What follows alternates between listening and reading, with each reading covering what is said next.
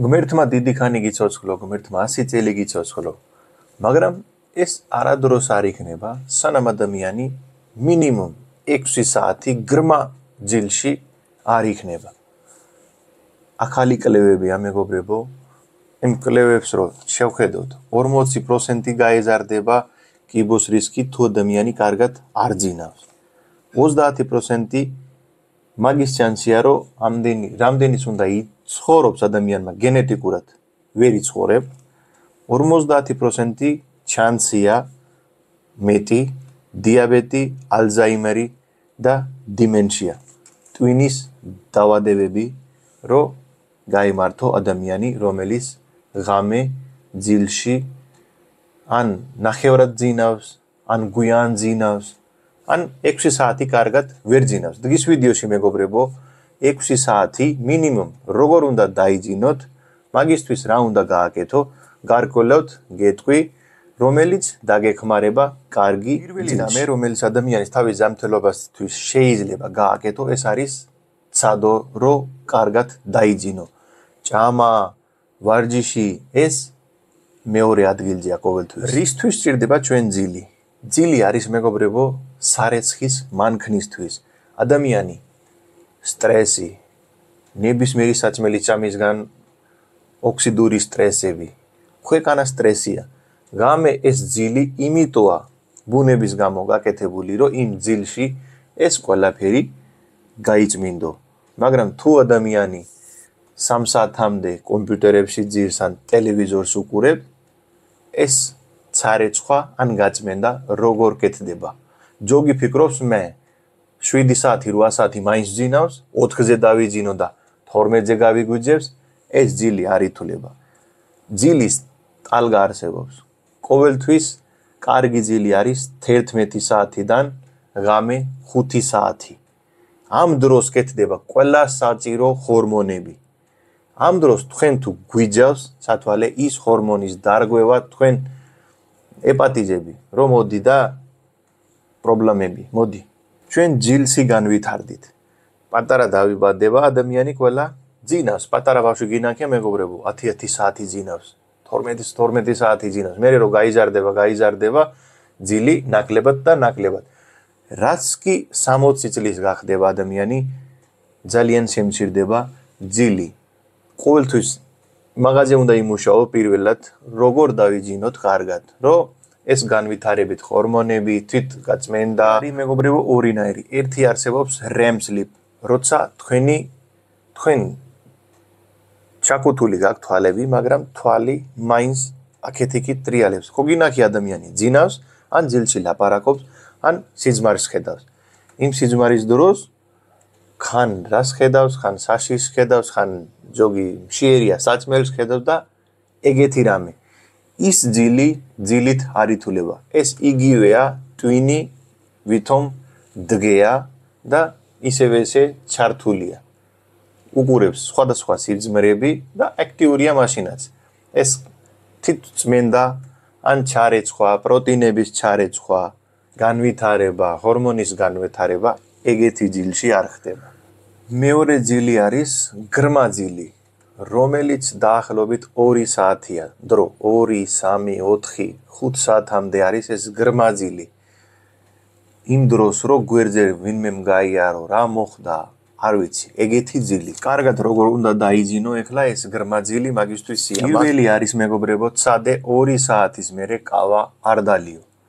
ყავა რომ ორგანიზმიდან მოვიდე 6, 7, 8 საათი უნდა რომ ეს კეფინი ყავაში რომელიც შედის რომ გარეთ გამოვიდე. ეხლა რომელ ჯოგი მეტყვი მე ყავა დალევის მერეც კარგად მძინავს. ყველა ესე არ არის. თან შეიძლება თქვენ ნამდვილი ყავასაც არ ასვამთ. ან შეიძლება იქ ვადკაჭკაჭა შერეულია, ლობიო შერეულია და ნამდვილი კეფინიც არ ასვამს. ეს მერე დაველაპარაკო, მაგრამ ცადე რომ 2 საათის მერე ყავა არ დალიო. ღამე თუ დალევს რამე, სასმელი რა უნდა დალიო? გვირილის ჩაი. შეგიძლია დაამატო არაკეფინირებული მწვანე ჩაი, პლუს იქ უნდა შეურიოთ მუსკატის კაკალი.